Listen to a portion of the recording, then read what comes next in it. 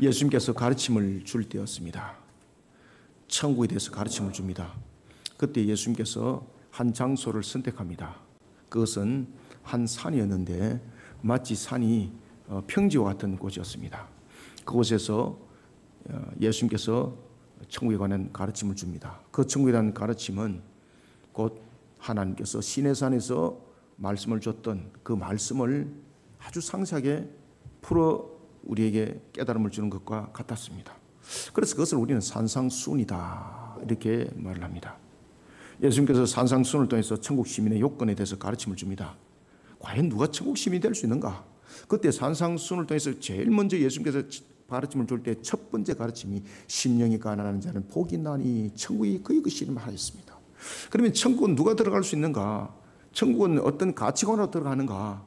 천국은 어떤 노력으로 들어가는가? 아니라는 겁니다.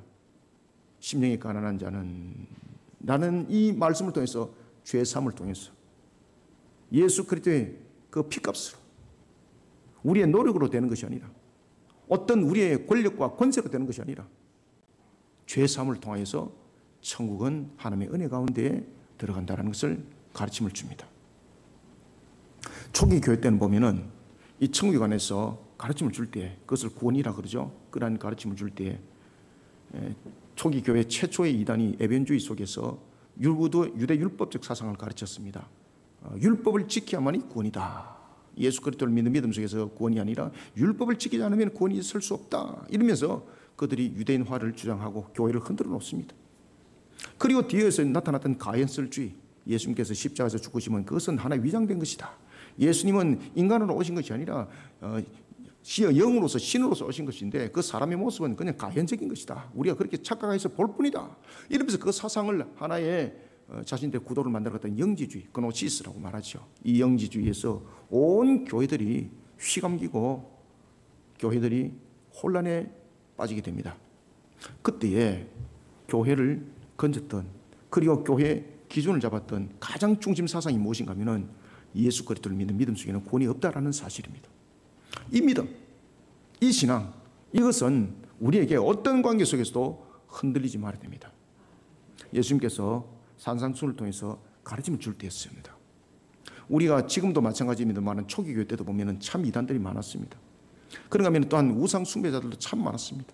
그런가 하면 또한 세속 속에 살아가는 무리들이 많았습니다. 그러니까 크게 세 분류들이 세상 속에서 교회 속에서도 머물고 있었다는 것입니다. 예수님께서 가르침을 줍니다. 그런데 예수님께서는 산상수훈에 대해서 마지막 가르침을 줄 때, 특히 이제 산상수훈에 대해서 5장과 6장과 7장을 우리가 산상수훈이라고 그러거든요. 그 마지막 가르침을 줄 때 예수님께서 굉장히 의미 있는 말씀을 탁 던집니다. 그 말씀이 뭔가 하면은 열매로 알리라 라는 것입니다. 여러분들, 열매로 무엇을 알겠습니까? 열매는 무엇의 증거물인가요? 열매는 그 나무의 증거물입니다. 그 나무가 어떤 나무인지, 감람나무인지, 무화나무인지, 포도나무인지 열매를 가지고 그 나무를 구별합니다. 포도나무에 복숭아 맺힌 거 보았습니까? 포도나무에 혹시나 여러분 대추 열매 맺은 거 보셨습니까? 열매는 그 나무를 증명합니다. 그래서 열매는 결과물이고 결실입니다. 예수님께서는 거짓 선자의 정체는 그 열매로 안다고 하였습니다. 아무리 가문 이슬로 자신을 위장하고 포장해도 나타나는 열매가 그 정체를 밝혀주게 됩니다. 참 선자와 거짓 선자들의 구별은 그의 가르침에서 나타나는 행위와 여러 행실을 통해서 증명됩니다. 이처럼 참된 성도와 거짓된 성도의 구별도 그렇습니다.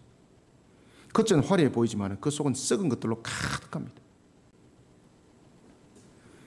우리가 초기 교회 때도 이미 이단에 대한 구별점들은 5가지 기준점이 있었습니다. 그것은 지금도 유용합니다. 제일 먼저 첫 번째는 이단에 대한 구별점들은 초기 교회 때 예수님의 제자들도 세워졌을 때 이단들의 구별점은 첫 번째, 하나님이 성부, 성자, 성령 삼위일체로 하나님이 한 분이심을 믿지 않는 자들은 이단입니다.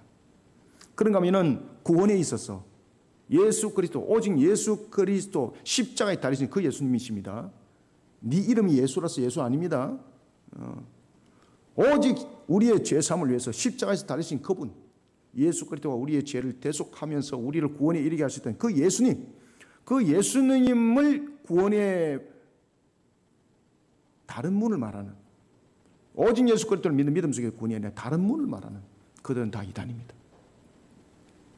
그런가 하면 예수님의 신성과 인성 중에서 어떤 것도 부인하면 이단입니다.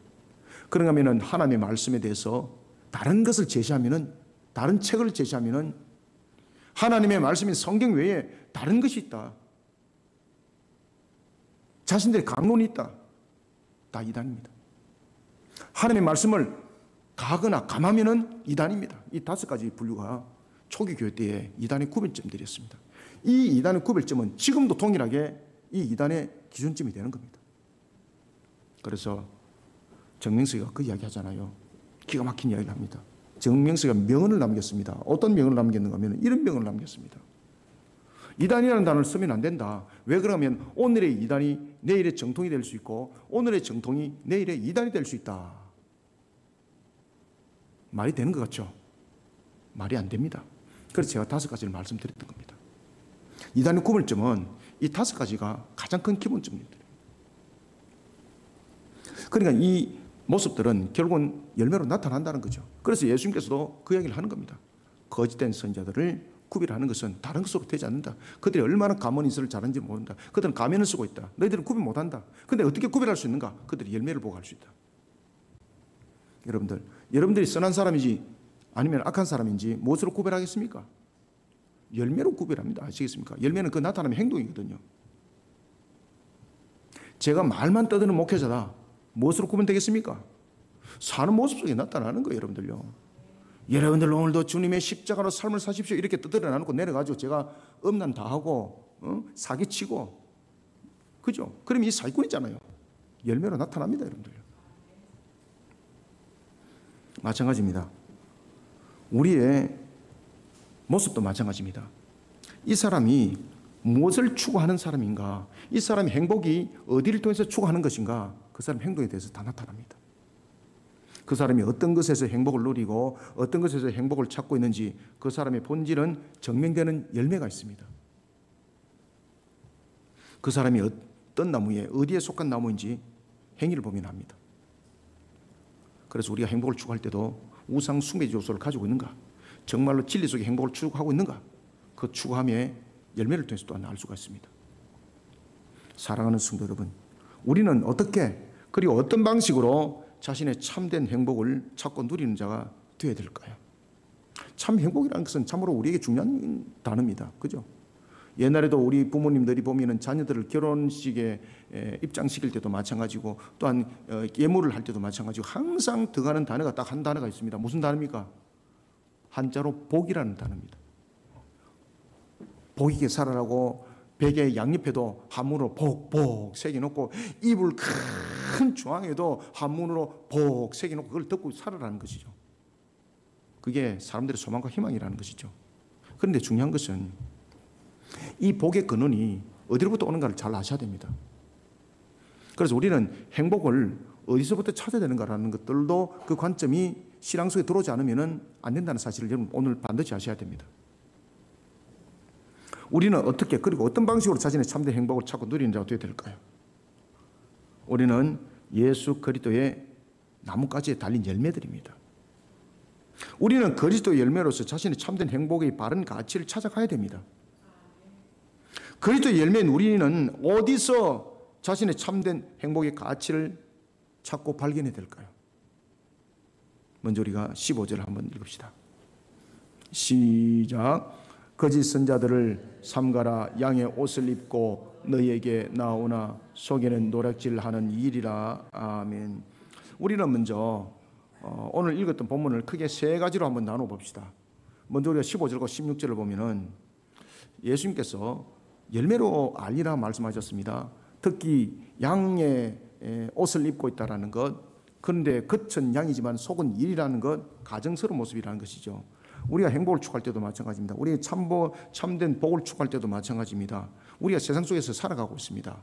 그러면은 우리는 어떤 것들 속에서 우리의 참된 행복을 추구해야 되는가라는 것도 이 본문 속에서 우리는 적용하여서 배워야 됩니다. 먼저 첫 번째는요, 15절부터 16절이 우리에게 가르쳐 주고 있는데, 먼저는 자신에게 영광을 줄 것만 같은 세상, 자신에게 영광을 줄 것만 같은 세상에 거짓된 것에 마음 뺏기면 끝장납니다. 세상에 거짓된 것에 마음을 빼앗기지 말고 하나님 보시기에 좋았더라. 반드시 기억하시길 바랍니다. 하나님 보시기에 좋았더라. 그러지 속지 않습니다. 하나님 보시기에 좋았더라의 모습 가운데서 자신의 참된 행복의 가치를 찾는 자들이 되시길 바랍니다. 죄악된 세상은 거짓된 자들이 마치 정의로운 것처럼 위장하고 있습니다. 선한 것처럼 가면을 쓰고 살아가고 있습니다. 그 속은 노략질하는 일입니다. 그런데 겉은 양의 옷을 입고 있습니다. 사람들이 딱 속습니다. 그래서 여러분들 보시면은 왜 동화집 속에 그 이야기 나타났죠, 그죠? 엄마가 장을 보러 갔는데 처음에는 목소리가 엄마 목소리 아니라서 안 속았는데 나중에는 딱 가면을 쓰고 위장을 하고 포장을 하고 이렇게 보여주니까 그 새끼들이 전부 다 속아가지고 문을 열어가지고 다 잡혀먹었더라. 마찬가지입니다. 죄악된 세상은 이렇게 거짓된 자들이 우리에게 발각되도록 위장하지 않습니다. 그 속은 분명히 노략질하는 일인데 양의 옷을 입고 있습니다. 사람들에게 정의롭게 보이고 공의롭게 보입니다. 아주 순하게 보입니다. 아주 양심적으로 보입니다. 그러나 그 거짓됨은 그가 추구하는 일과 그가 얻고자 하는 열매를 통해서 그 정체는 반드시 탄로나게 되어 있습니다. 예수님께서는 천국에 대한 가르침을 주시면서 이런 자들을 특별히 경계하라 그랬습니다. 거짓 선자들은 하나님으로부터 소명을 받지 않았습니다. 하나님께서 그들의 특별한 말씀과 사명을 준 사실도 없습니다. 근데 자기들은 사명을 받았다 그러고 소명을 받았다 말하는데 하나님 준 사실이 없습니다. 그럼에도 불구하고 이들은 마치 하나님으로부터 특별한 사명을 받은 것처럼 호도하고 있습니다. 마태복음 24장 23절을 통해 예수님께서 이런 말씀을 주시고 계십니다. 그때에 사람이 너에게 말하되 보라 그리스도가 여기 있다 혹은 저기 있다 해도 믿지 말라. 믿지 말라는 겁니다. 거짓 선지자와 같은 자들은 눈에 쉽게 구별되지 않습니다. 쉽게 구별되면은 예수님께서 이렇게 말씀도 주지 않습니다. 너희들이 알아서 판단 잘 하라. 예수님께서 말씀하신 것처럼 그들은 양의 옷을 입고 있습니다. 쉽게 눈으로 구별할 수 없다는 것을 말하고 있는 겁니다. 그러면 이들을 어떻게 구별할까요? 그래서 예수님께서 가르침을 주는 겁니다. 여기에 대해서 답을 주는 겁니다. 양의 옷을 입은 그들인데 이들은 노략질하는 일이라는 거예요.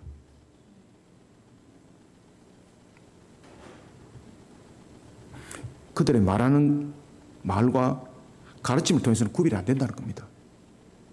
왜냐하면 양이 탈을 쓰고 있거든요. 마치 정의로운 것처럼 이야기를 하고 있고 막 공의로처럼 막 이야기를 하고 있습니다. 그러나 양은 양의 행동을 하고 이리는 이의 행동을 반드시 하게 되어 있습니다. 본질과 속성은 모속입니다. 행동을 면밀하게 살펴보면 그 정체 반드시 알 수 있습니다. 그래서 예수님께서는 속일 수 없는 그 열매로 구별하라고 말한 것입니다. 그 사람이 아주 선하게 말을 잘합니다. 그런데 그 사람의 삶을 반드시 돌아보시고 그 사람의 정직성을 말하시기 바랍니다. 제가 아는 어떤 한 교회였습니다. 그분이 새로 교회에 등록을 했습니다. 사기꾼인 줄, 부부인데 사기꾼인 줄 누가 알았겠습니까? 얼굴도 푸치하고 있어 보이고 교회에 처음에 나와가지고 얼마나 봉사도 잘하는지 모릅니다. 헌신적으로. 그냥 교회에서 일꾼이 왔네 난리가 난 겁니다. 얼마나 헌금을 또 잘하는지 모릅니다. 이야, 이분은 하늘에서 내려온 천사구나. 목사님도 잘 섬기고 사모님도 잘 섬기고 이러다가 떡을 하나 턱 던진 겁니다. 사모님 민거 것도 다 사드리고 목사님 목회하는데 필요한 것들 공급하고 이러니까 뿅 가버린 거예요. 목사님이 광고 시간에 광고를 했습니다. 우리가 이렇게 신실한 분이 오셨습니다. 이 사람은 틀림없습니다. 딱 노랬던 거죠. 양의 탈을 쓴 일입니다. 오늘 본문의 말씀 그대로 노략질하는 일이었습니다. 자, 그때부터 본격적으로 사기를 치기 시작하는 겁니다. 교회 속에서. 왜? 목사님 광고 때에 틀림없다 그랬거든. 이 사람은 정말 믿음 말하는 사람입니다. 이렇게 말을 해놓으니까 사람들이 투자 자문을 구성하기 시작한 겁니다. 이 사람이 막 투자를 하는데 막 내가 막 손대는 것마다 잘 되고 막 모든 것이 잘 된다 그럽니다. 그래서 투자를 하게 되면은 뭐 50%를 더 얹어주고 처음에는 막 이자까지 잘 줍니다. 이 사람한테 돈 빌려서 이자 주고 저 사람한테 돈 빌려서 이자 주고 한 날 디데이를 딱 잡았습니다. 돈을 크게 탁 땡겼습니다. 제가 지금 이 이야기하는 거 실화입니다. 실화. 약 한 25년 전에 실화입니다. 그 교회 속에서 한 40억을 걷어버린 거예요. 그리고 난 뒤에 부부가 그 다음날 사라져버렸습니다. 영화 제목 바람과 함께. 난리가 난 겁니다. 교회. 성도들이 누굴 들고 일어났겠습니까? 목사님이 그 사람이 틀림없다 그랬잖아요. 그죠? 그래가지고 교회가 쪼가리가 깨지기 시작했습니다. 성도들이 빛을 받기 위한 그러한 비대위를 형성하고 검찰에 고발하고 그리고 돈 받을 데가 없는 거잖아요. 이 사람들 잡았습니다. 강원도 쪽에서 경찰이 잡았는데 결과는 어떻습니까? 이 사람들 대체로 특징들 잡을 때에 뭐가 없더라? 아무것도 없죠. 근데 이 사람들은 어떻게 하더라? 뒷단도리 다 해놓죠. 아무도 모르는 곳에, 그죠? 아무것도 없는 거예요. 기가 막힌 거예요. 기가 막힌 거예요. 딱 하나 점검을 사모님의 밍크트 코트. 그게 그때 한 3천만 원이 됐대요. 거기다 이제 이 사람들이 집딱지를 법에다가 소송을 걸어서 그 옷에다가 딱지를 붙였어요. 참 처참한 현실. 여러분, 이와 같이 노략질하는 이는요, 양이 탈을 쓰고 있으면은 아무도 구별 못 합니다. 그 목사님이 탐욕스러운 사람인 줄 아십니까? 절대 그렇지 않습니다. 삶을 보면은 청명결백하고요. 그리고 아주 정직한 사람입니다. 또 군목 출신이었습니다. 군 출신이었거든요. 군대에서 목사, 군목 출신. 소령으로서 아마 예편한 걸로 제가 알고 있습니다. 교회도 제법 규모가 컸습니다. 처음부터 봉사를 하는데 막 온 교인들이 예를 미기는데 근데 이 일꾼이 다 온 거예요. 당회가 얼마나 속썩이 하는지 모르는데 이 사람이 막 얼마나 잘 숨기는지 막 이야, 이 하늘에서 있는 천사다. 그런데 그 사람이 바로 노략질하는 일이었습니다. 양의 탈을 쓴 거죠. 이단의 모습들이 그렇습니다. 아시겠습니까? 우리가 추구하는 행동의 모습도 그렇습니다. 세상이 그렇습니다. 반드시 양은 행동으로 양이 행동을 하게 되어 있습니다. 그리고 이리는 반드시 이리의 행동을 하게 되어 있습니다. 그래서 예수님께서는 열매를 보고 구별하라는 겁니다. 면밀하게 잘 살피라는 겁니다. 15절 16절 두 절 읽고 제가 다시 한 번 더 말씀드리겠습니다. 시작. 거짓 선자들을 삼가라. 양의 옷을 입고 너에게 나오나 속에는 노략질하는 일이라. 그들의 열매로 그들을 알지니 가시나무에서 포도를 또는 엉겅퀴에서 무화과를 따겠느냐. 아멘. 좋은 나무는 좋은 열매를 맺습니다. 나쁜 열매 맺는 것은 나쁜 나무가 나쁜 열매 맺지 좋은 나무에서 나쁜 열매 맺지 않습니다. 거짓되고 속이는 자들과 함께하는 가운데 맺혀지는 열매는 비록 풍성해 보이더라도 그것은 썩은 열매입니다. 썩은 것으로 인해서 생겨나는 것은 다음에는 무엇이겠습니까? 디모데 후서 2장 17절의 말씀처럼 악성 종기로 퍼져나갑니다. 자신의 모든 삶을 무너뜨려 버립니다. 세상에 거짓된 것에 마음이 빼앗겨버리면 안 됩니다. 세상에 거짓된 것에 마음을 빼앗기지 않기 위해서는 세상에 거짓되고 불의하고 더러운 것에서 나를 구별해 내셔야 됩니다. 그렇게 구별하지 못하면 방황이 형성되지 않습니다. 내가 일확천금을 꿈을 꾸고 있습니까? 땀 흘리 일하지 아니하고 내가 무언가를 투기를 통해서 한탕을 하기를 원하십니까? 그 사기꾼 아닙니까? 그 노략질하는 일이 아닙니까? 왜 땀 흘려서 일하면서 정당한 것을, 정상적인 것을 구하지 아니하고 왜 남에게 사기쳐서 자신의 것으로 만들려고 그럽니까? 내가 일확천금을 꿈꾸고 있다면요, 반드시 그 속에 마귀가 역사합니다. 마귀는 그 틈을 민물처럼 밀고 들어와 버립니다.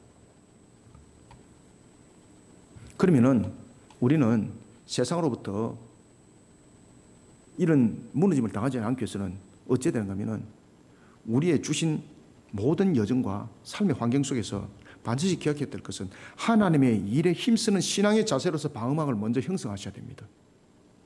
왜 그런가 하십니까? 나중에 제가 뒤에서 설명해 드리겠습니다. 야, 결국은 목사님이 결국은 교회 속에 충성하라는 거네. 결국은 교회에서 가다 놔놓고 일 시키려고 그러네. 제가 이 말씀했다면은 여러분은 지금 마귀에게 마음 빼앗긴 겁니다. 왜 하나님의 일에 힘써야 되는지 난주에 17절부터 제가 말씀을 드리겠습니다. 먼저 우리는 15절부터 16절 통해서는 제일 중요한 것은 뭔가 하면 하나님의 일에 힘쓰는 신앙의 자세로 방어막을 먼저 펼쳐 나가야 됩니다. 이게 영적 방어막입니다. 이 영적 방어막이 형성되지 못하면 탐욕 속에 무너지고 정욕 속에 무너지고 일확천금 속에 무너집니다. 여러분들요. 이단들의 사슬 속에 무너집니다. 고린도전서 15장 50절 이하의 말씀처럼 항상 주의 일에 힘쓰는 자세를 가져야 됩니다. 로마서 2장 7절과 베드로후서 1장 4절의 말씀처럼 하나님의 선한 성품을 행하는 열매로 자신의 모습을 나타내는 자들이 되시길 바랍니다. 이런 모습을 가리켜서 하나님 보시기 좋았더라라고 말을 하는 겁니다. 자신에게 영광만 줄 것만 같은 세상에 거짓된 것, 마음 빼앗겨버리면 끝납니다.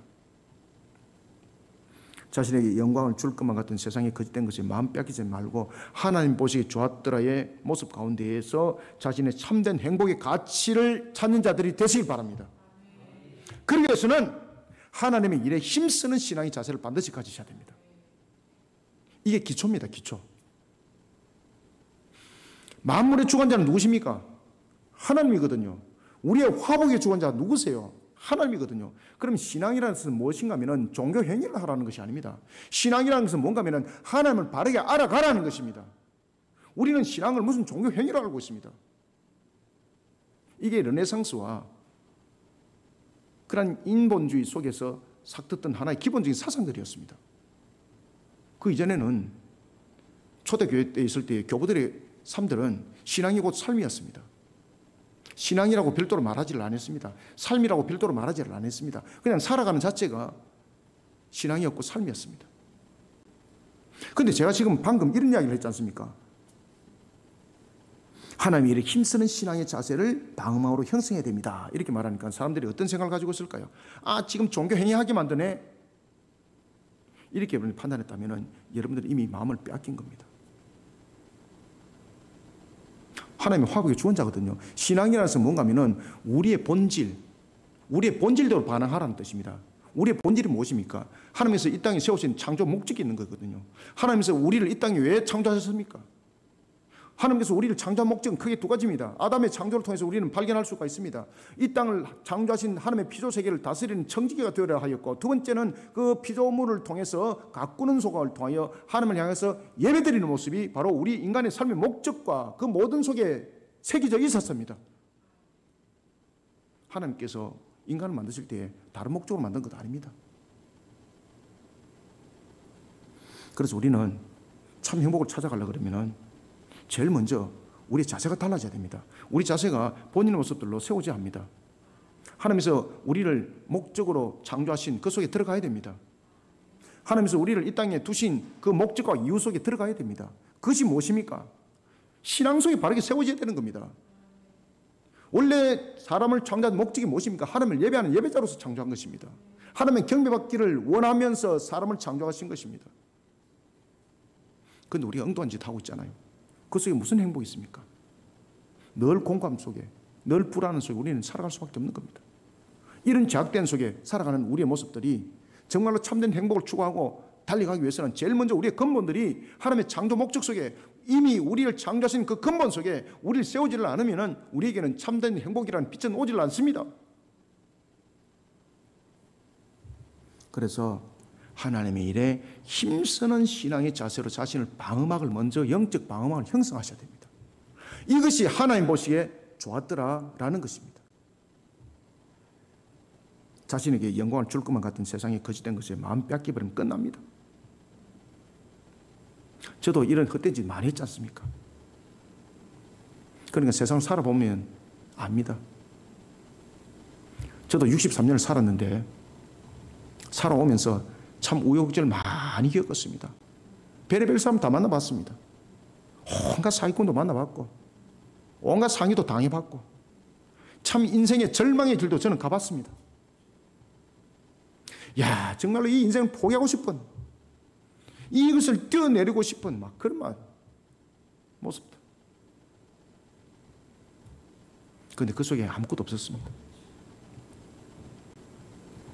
정말로 제가 살아나가는 삶의 가치와 나의 모습들을 찾아갔던 것은 하나님의 창조 목적 속에 세워졌을 때였습니다. 나의 본질을 회복시킬 때였습니다. 그것이 무엇입니까? 하나님의 일에 힘쓰는 신앙의 자세였습니다. 이런 영적 방어막을 형성하니까 이야, 이 세상에 줄 수 없는 기쁨들이 생기는 거예요. 아하, 이것이 행복이구나. 이것이 근원이고 근본이구나. 여러분, 거짓된 것에 마음 뺏겨버리면 끝납니다. 자신의 참된 행복의 가치를 찾는 자들이 되시길 바랍니다. 하나님의 일에 힘쓰는 신앙의 자세를 만들어 가시길 바랍니다. 이런 자들에게 에스겔서 34장에서 주신 그 말씀이 맞더라고요. 에스겔서 34장 26절에서 어떤 말씀을 주고 있습니까? 복된 소낙비를 그 삶에 부어준다고 했지 않습니까? 이 말씀이 맞더라고요.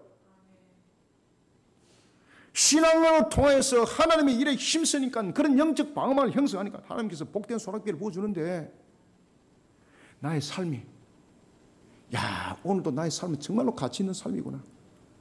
내일의 삶은 얼마나 더 가치 있는 삶을 살까? 그러니까 내일이 기대가 되는 삶을 살아가는 거예요. 얼마나 기쁜지 모르는 거예요. 그래서 잠에서 깨어 일어나면 기쁜 거예요. 야, 오늘은 하나님께서 나를 갖다 어떻게 아름답게 만들어 가실까? 사랑하는 성도 여러분, 하나님은 하나님의 일에 힘쓰는 신앙의 자세로 방어막을 형성한 자, 그에게 참된 행복의 복된 소낙비를 부어주십니다. 에스겔서 34장 26절에 복된 소낙비로 그의 모든 삶의 여정 위에 부어주신다는 사실을 잊지 마시길 바랍니다. 두 번째 17절 함께 읽습니다. 시작. 이와 같이 좋은 나무마다 아름다운 열매를 맺고 못된 나무가 나쁜 열매를 맺나니. 아멘. 그래서 신앙을 배울 때도 나쁜 열매 맺는 사람들한테 신앙 배우면 똑같이 그 모습 그대로 따라합니다. 그래서 우리가 보면 왜 신앙의 본이 되어야 된다 말하잖아, 그죠? 교회도 보면은 신앙의 본이 되는 사람들이 있어야 됩니다. 그래야만이 그 사람들 보고 잘하는 겁니다. 못된 행동하면 그대로 보고 그대로 배웁니다. 우리가 보면 죄성 속에 살아가고 있는 우리의 모습들 안 가르쳐줘도 잘하는 건 뭡니까? 못된 짓이잖아요. 그죠? 왜 그런가 하면은 인간이 가지고 있는 죄성이 바로 그 근본이거든요. 여러분들이 아무리 화장을 지금 다 이쁘게 화장을 하고 계시는데 아무리 여러분 이쁘게 화장을 해도 그 속에는 무엇이 있는 거 아십니까? 죄성이 있습니다, 여러분들요. 죄성이 있습니다. 예수 그리스도의 보혈로서 씻어내지 않으면은 여러분들 그 본 모습 다 나타나요, 여러분들요. 저는 절대 음란하지 않습니다. 안 그렇습니다, 여러분들요. 제가 장담합니다. 여기에 계시는 모든 분들 심령 속에 음란한 생각 안 한 적 단 한 번이라도 안 한 적 있습니까? 손 들어 보십시오, 여러분들. 손 들어 보세요. 만약에 있다 그러면은 제가 즉시 하늘로 가겠습니다, 제가. 아시겠습니까? 우리는 겉과 속이 구별되는 것 같지만은 하나님은 겉과 속을 이미 만드신 분이거든요. 하나님께서 말씀했잖아요. 나는 겉도 만들었지만 너희들이 속도 만들었다고. 우리는 하나님 앞에 나가야 됩니다. 우리는 하나님 안에서 자신을 녹여야 됩니다. 이래야만이 행복을 찾아갈 수가 있습니다. 두 번째, 우리는 17절부터 18절 통해서 세상은 불완전합니다. 아시겠습니까? 불완전한 세상 속에서는 성취와 만족이 없습니다. 오늘 지금 17절부터 18절 잘 주시하셔야 됩니다. 제가 또박또박 제가 말씀을 드릴게요. 저를 따라합니다. 불완전한 세상에서 성취와 만족을 찾는 어리석은 자가 되지 않도록, 강조합니다. 완전하신 하나님 안에서 자신의 참된 가치의 행복의 가치를 찾아가는 자가 되어야 합니다. 아멘. 자, 제가 여기서 지금 두 가지를 강조했죠. 무엇과 무엇을 강조했죠? 실컷 따라 해놔놓고 내가 또 강조하라 그랬는데도 또 다 잊어버리고, 이게 우리의 모습이라니까. 이게 우리의 모습이야. 실컷 따라 해놔놓고 세상은 어떻다 그랬습니까? 불완전하다. 자, 불완전과 완전. 세상은 그 어떤 것도 완전함이 없거든요. 완전은 어디서 찾아라 그랬어요? 그렇죠. 이 공부를 좀 하시네. 정신 똑바로 차려야 됩니다. 세상 정신 똑바로 안 차리면 다 물려가요, 이리한테. 세상은 완전한 것이 아무것도 없습니다. 과학이 완전한 것 같습니까? 아닙니다. 전부 다 불완전입니다. 완전성은 하나님 안에서만 있습니다. 완전하신 나의 주 의의 길로 날 인도하시고, 완전하신 하나님 외에는 우리를 절대 인도 못해요, 여러분들. 세상은 전부 다 불완전입니다. 그런데 기가 막힌 것은 사람들은요, 이 불완전 속에서 행복을 찾으려고 발버둥 치고 있습니다. 이게 얼마나 어리석습니까? 하나님이 우리 겉과 속을 다 만드셨잖아요. 천지 만물도 다 만드셨거든요. 그게 하나님 보니까 기가 막힌 거 이게. 그래서 우리로 하여금 계속해서 말씀을 주는 것이 신앙으로 반응하라는 거예요. 신앙으로 반응하라. 신앙으로 방어망을 형성하라는 겁니다. 왜 그런가 하면 세상은 불완전성이거든요. 그 속에 참 행복 없습니다, 여러분들요. 결과와 결실을 말하고 있는 열매, 그 나무가 어떤 나무인지 우리한테 확인시켜 줍니다. 세상의 나무는 불완전한 나무이기 때문에 절대 완전한 열매 맺는다, 못 맺는다? 못 맺습니다. 그래서 여러분들이 검은 보화를 아무리 많이 모아본들 마음에 기쁨이 있더라, 근심이 더 있더라? 근심이 더 있습니다. 그래서 우리가 보면은 천수꾼은 1000가지 근심이 있고 만수꾼은 10,000가지 근심이 있다 그러잖아요. 바람 가지에 바람 찾을 날 없다 그러잖아요. 그죠? 왜 그런가 하면 그게 불안정성이 그 속에 있기 때문입니다. 하나님은 감람나무에 사과 열매 맺도록 하질 않았습니다. 하나님 질서의 하나님이십니다. 하나님은 감람나무에 대추 열매 맺게 할 수 있나요, 없나요? 없다고요? 있습니다. 그런데 하나님께서 그렇게 질서를 세워놨어요. 뿌린 대로 거두게 되어 있습니다. 그래서 하나님께서는 우리 피조세계에 그 질서를 세워놨습니다. 전능하신 하나님 모든 것 가능합니다. 그런데 그런 전능하신 하나님이 질서를 세워놨습니다. 못된 나무에 절대 선한 열매 맺지 않습니다. 가짜를 가지고 진짜인 것처럼 위장해도 자신의 진짜 모습은 숨길 수 없습니다. 거짓된 자는 썩어짐의 종로로 하고 있을 뿐입니다. 어떤 영광도 없습니다. 썩지 않을 하나님의 영광을 구해야 됩니다. 오늘 권사님이 오셔가지고 내가 힘이 생기네. 보통 때는 다 자는데 매주마다 오셔야 되겠네.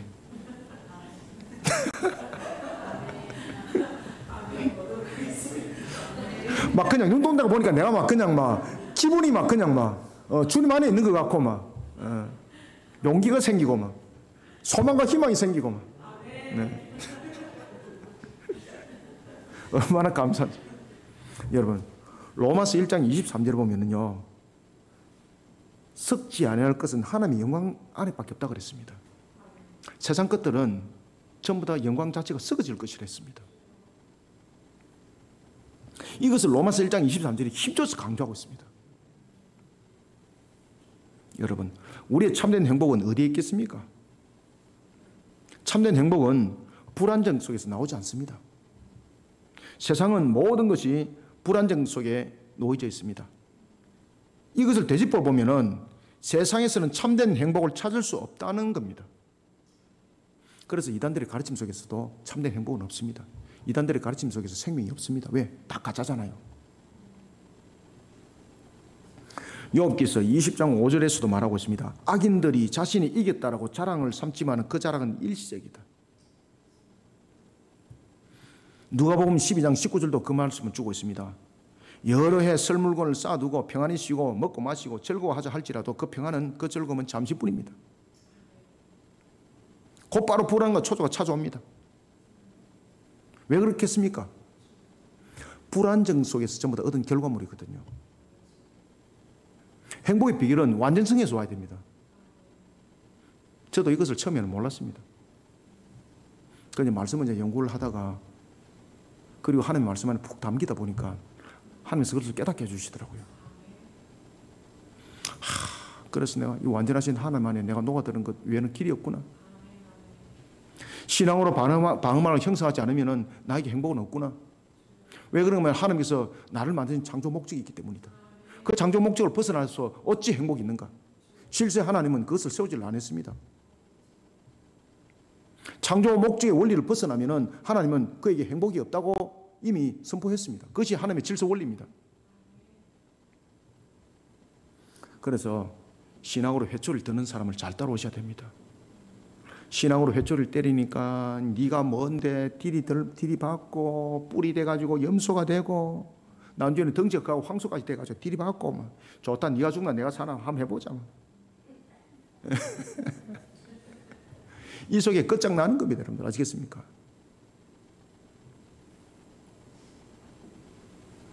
행복의 비결은 완전성 안에 있습니다. 완전하신 하나님 안에 그 안에만이 들어야만이 되는 겁니다. 완전하신 하나님 안에서만이 아름다운 열매인 행복의 비결을 찾을 수가 있습니다. 그렇기 때문에 시편 144편 15절은 뭐라고 말씀하고 있습니까? 여호와를 자기 하나님으로 삼는 백성은 저를 따릅니다.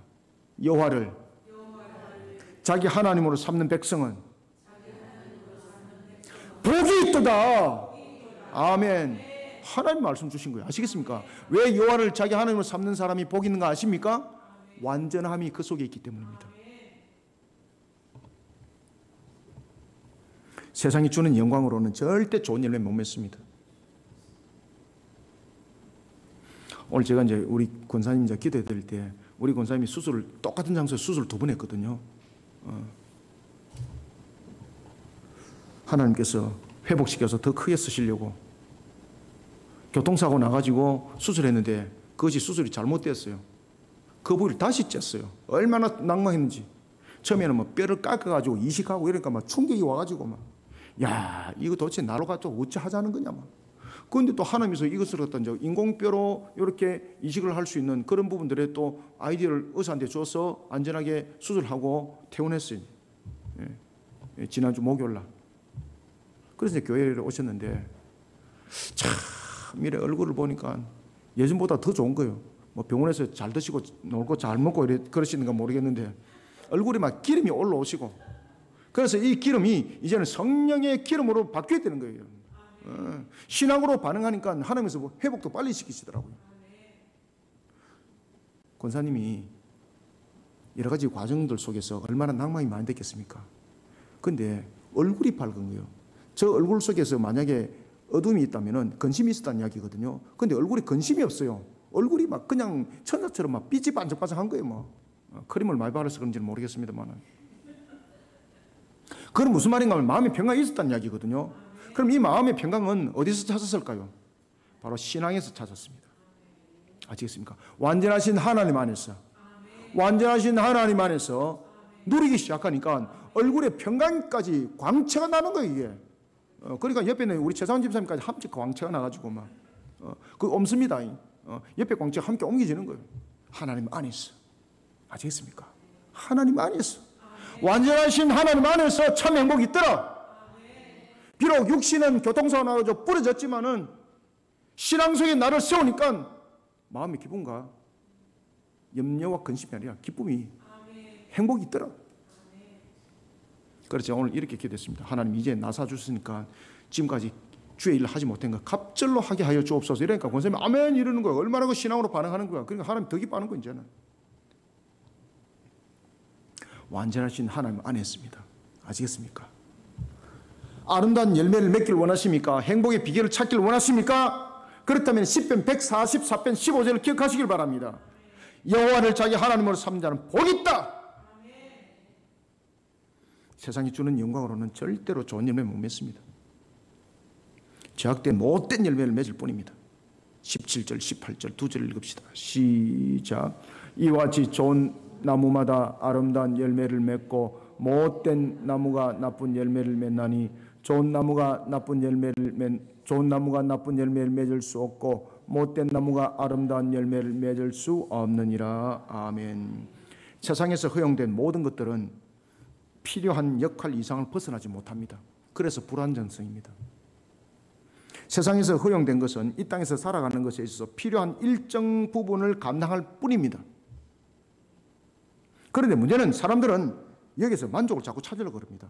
자꾸 행복을 찾으려고 발버둥을 치고 있습니다. 이런 게 사고 치는 거예요.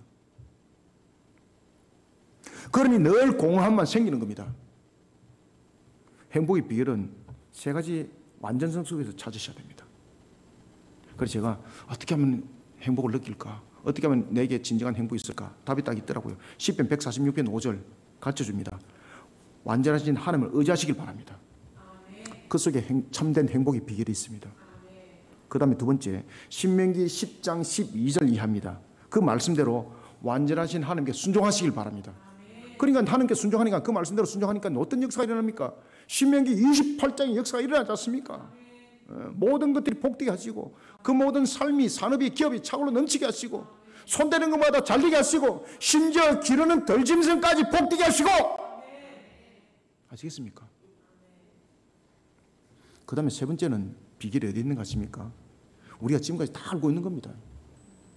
세 번째는 시편 128편 1절에 딱 찾아보니까 있더라고요. 오늘 여러분들 이 자리에 뭐 하러 나왔습니까? 자리 지키러 나왔습니까? 하나님을 경외하러 나왔잖아요. 맞습니다. 바로 이 속에 행복이 있습니다. 시편 128편 1절에 보니까 하나님을 경외하는 자는 바로 행복의 비결을 손에 쥐은 자라고 가르쳐주고 있습니다. 이 사실을 반드시 기억하시길 바랍니다. 저도 이것을 누가 가르쳐줘서 알은 것이 아닙니다. 신앙을 하다가 하나님 앞에 엎드렸어. 하나님께서 장막을 열어주시더라고요. 이미 우리가 다 알고 있는 속에 행복이 있더라고요. 그 속에 역사가 있더라고요. 사랑하는 성도 여러분, 불완전한 세상에서 성취와 만족을 찾는 어리석은 자가 되서는 안 됩니다. 완전하신 하나님, 아시겠습니까? 완전하신 하나님 안에서 자신의 참된 행복의 가치를 찾는 자 다 되시길 소원합니다. 마지막으로 세 번째는 19절을 한번 읽읍시다. 시작. 아름다운 열매를 맺지 아니하는 나무마다 지켜 불에 던져지느니라. 아멘. 제가 성경을 읽다가 왜 이제 띄엄띄엄하고 잘 안 읽어지는가 하면은 제가 지금 오른쪽 눈하고 왼쪽 눈하고 지금 지금 코드가 지금 잘 안 맞아서 글이 잘 안 보여서 그래요. 그래서 제가 이제 요번 주 가운데 좀 시간이 나면 안경을 이제 바꾸러 가려고 그래요. 이렇게 하면 여러분들 다 퍼져서 안 보여요. 오른쪽은 좀 보이는데 왼쪽은 안 보여 지금. 왼쪽은 그냥 형체만 보여요, 형체만. 그래서 제가 지금 글을 잘 안 보여서 지금 못 읽는 거죠. 아, 드디어 목사님이 이제 나이가 들어가지고 이제 돌아가실 때가 됐구나. 이렇게 보시면 안 됩니다. 더 열심히 일하라고 하나님께서 저 썩은 고목나무와 같은 그런 목사를 하나님께서 이제 끝장내게 서시겠구나. 이런 기도를 바라보시기 바랍니다. 마찬가지입니다. 은혜입니다. 은혜. 그죠? 나의 능력 속에 이제 안 되는 거예요. 은혜입니다. 은혜. 우리는 19절부터 20절 통해서 세 번째는 무엇을 바라보셔야 되는가 하면은 자신이 하나님의 은혜로 살아가고 있는 그리스도의 열매라는 사실을 반드시 기억하시길 바랍니다. 자신이 하나님의 은혜로 살아가는 그리스도의 열매라는 사실과 그리스도의 열매로 살아가는 것을 기뻐하며 참된 행복의 가치 안으로 역경의 세월을 이겨나가시길 바랍니다. 역경의 세월은 이겨나가야 됩니다.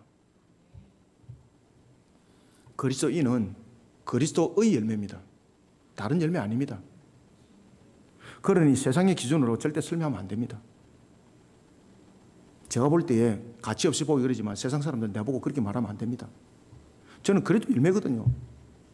그래서 저는 어디든지 자신 있게 항상 다닙니다. 뭐 어떤 사람들 그럽니다. 저 사람은 떼거리가 있냐? 떼거리 없습니다, 여러분들요. 저 호주머니에 땡전 한 분 없어도 저는 당당합니다, 저는. 왜 그러면 저는 그것도 열매잖아요, 저는. 아버지여 나를 주께서 이롭게 하여 주옵소서. 그러면 주께서 그 기도를 들어주시잖아요.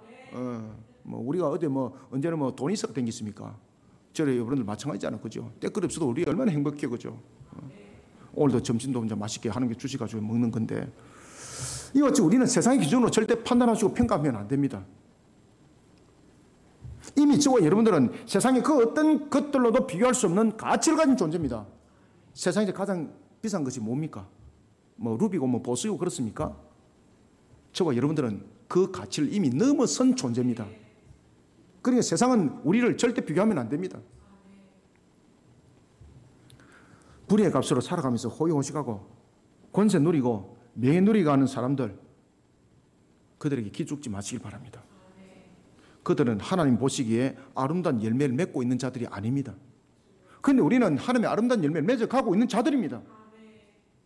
얼마나 가치 있어요, 여러분들요.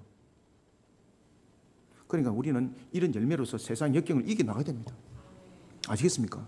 그래서 비록 눈앞에 좀 가난함이 있더라도 이런 역경들을 신앙으로서 뚫고 들어가야 되는 거예요, 여러분들요. 신앙으로 정면 돌파를 하셔야 되는 거예요. 여러분들이 잘 아시지 않습니까? 제가 느헤미야 시리즈를 갖다가 책을 써가지고 제 1권이 제목이 무엇입니까? 아직도 모르시네.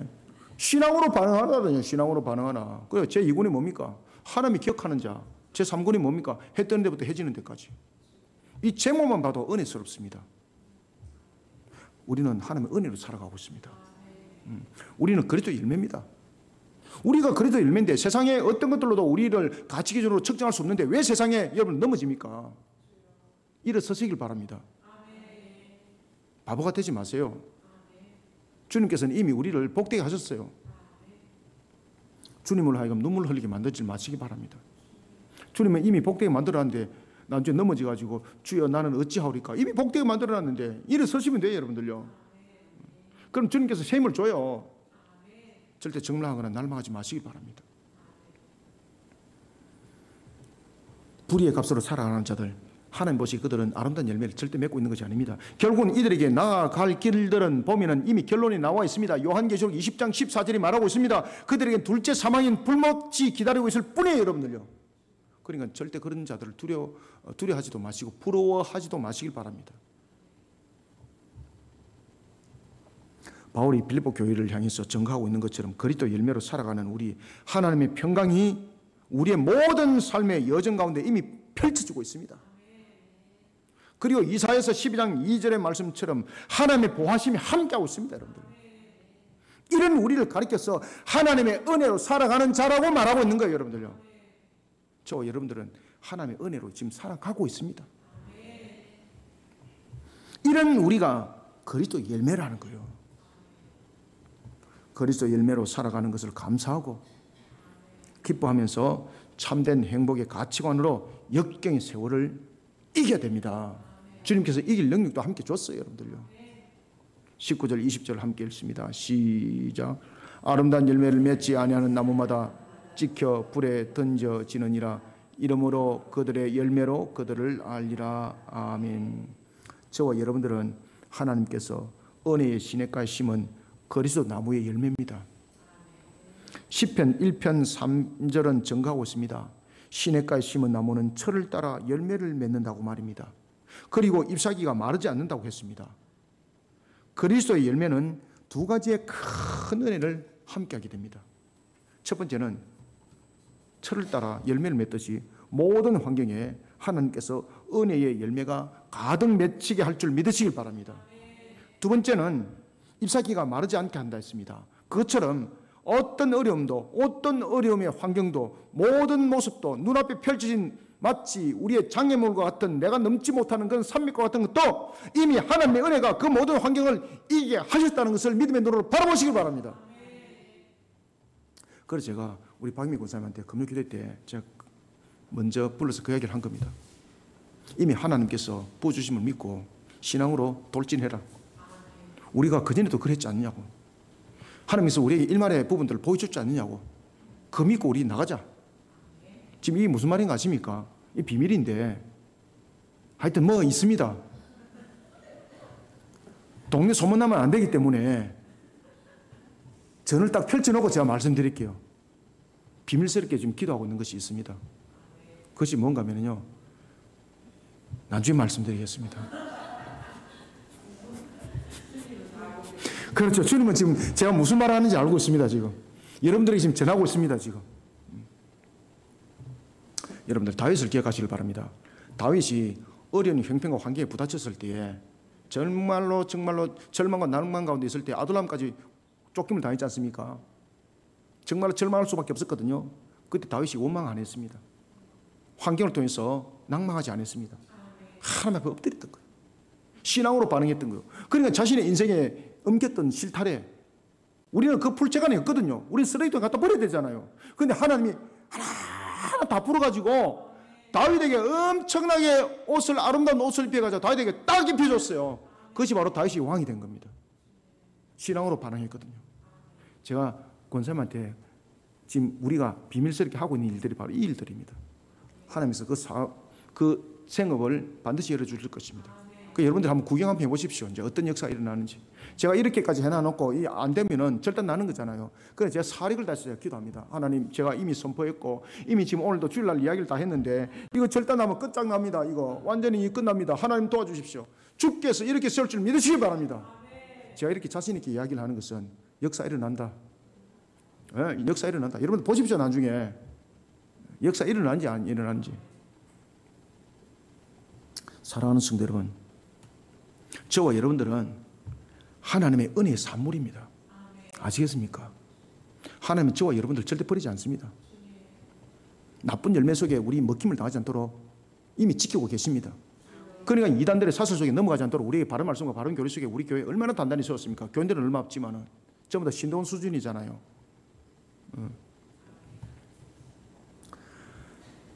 자신이 하나님의 은혜로 살아가는 그리스도의 열매라는 사실만으로도 기뻐하시기 바랍니다. 자신이 그리스도의 열매로 살아가는 것을 기뻐하지 못하면 그 속에는 반드시 낭만과 절망이 함께 옵니다. 자신이 참된 행복의 가치를 그리스도의 열매에서 찾아야 됩니다. 하나님 안에서 찾으셔야 됩니다. 하나님의 은혜의 결실이라는 것을 기억하시기 바랍니다. 이런 속에 자신의 참된 가치를 그리스도 열매에서 찾아가는 자신 앞에 놓인 그 역경, 그리스도 열매로서 그 역경, 세월 앞에 무릎 꿇지 마시고 이제는 신앙으로 정면 돌파해서 이겨나가는 우리 모든 성도들이 다 되시기를 소원합니다. 말씀을 맺습니다. 참된 행복의 가치는 바라는 것이 있는 것이 아닙니다. 참된 행복의 가치는 만들어가는 것에 있는 것이 아닙니다. 신앙 안으로 들어가는 겁니다. 아시겠습니까? 참된 행복의 가치는 공부 많이 한다고 되는 것 아닙니다. 제가 얼마나 공부 많이 했습니까? 제가 둘째가라면 서울 정도로 제가 공부 많이 했지 않습니까? 머릿속에 든 것이 얼마나 많겠습니까? 무거워서 다닐 수도 없습니다. 제가 읽은 책만 해도 한 10,000권 이상이 될 겁니다. 제가 무거워서 다닐 수가 없습니다. 근데 가볍게 잘 다니잖아요. 하나님의 은혜로 오늘도 살아갑니다. 제가 아시겠습니까? 환경을 보면 저는 절망할 수밖에 없습니다. 근데 하나님의 은혜로 살아가는 겁니다. 왜 그렇습니까? 저는 알고 있거든요. 하나님께서 우리를 통해서 역사한다는 거 알고 있거든요.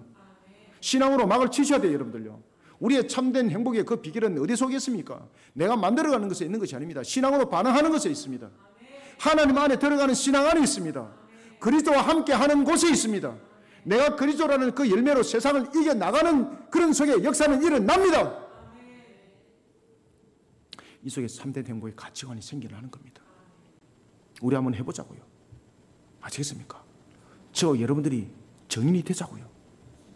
그래서 온 교회 우리 선포합시다. 온 세상 가운데 우리 선포합시다.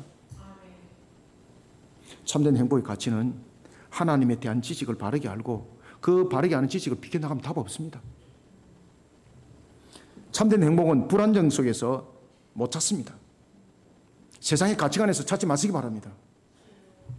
참된 행복은 완전성 속에서 발견되어지고 그 속에서 효력이 발휘집니다. 바로 하나님 안에 있습니다.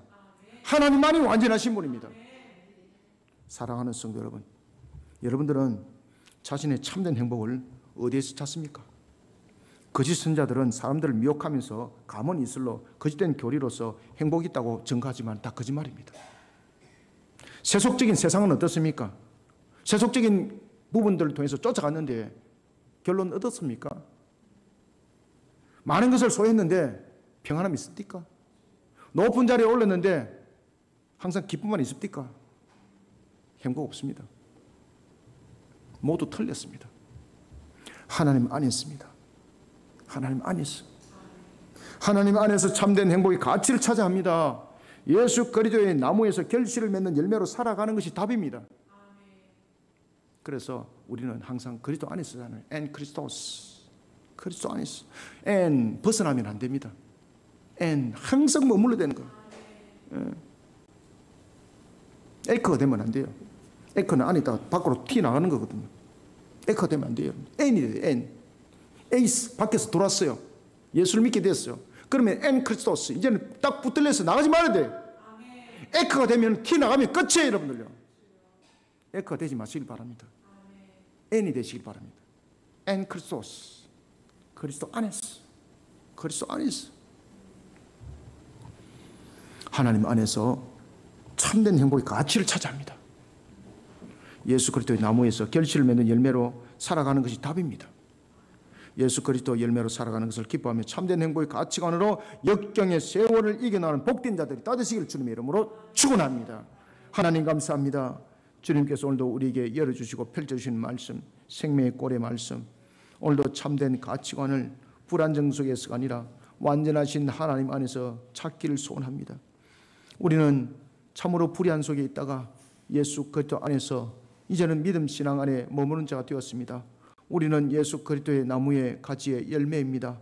우리는 주님과 접붙임을 통해서 떨어진 자들은 그 열매는 결국은 썩은 열매가 될 수밖에 없습니다. 하나님, 오늘도 우리는 에이스, 그런가 하면 우리는 N, 예수 그리스도 안에서 주님께서 이 땅에 우리의 삶을 마감하는 그 순간까지 흔들리지 아니하고 주님 안에서 결실을 맺어가는 열매로 하나님의 영광을 나타내는 참된 복된 열매들이 되게 하여 주시옵소서. 이런 속에 우리 모든 성도들 참된 행복을 누리고 이런 속에 세상 속에 자신의 모든 것들을 검증해 나가고 정매해 나가는 역사가 일어나기를 소원합니다. 우리 성도들 한 사람 한 사람 모두가 하나님의 산정구물이 되게 하여 주시고 모든 한 사람 한 사람들이 오늘 주신 이 말씀에 결실의 열매들이 되게 축복하여 주시옵소서. 예수님의 이름으로 기도드립나이다. 아멘.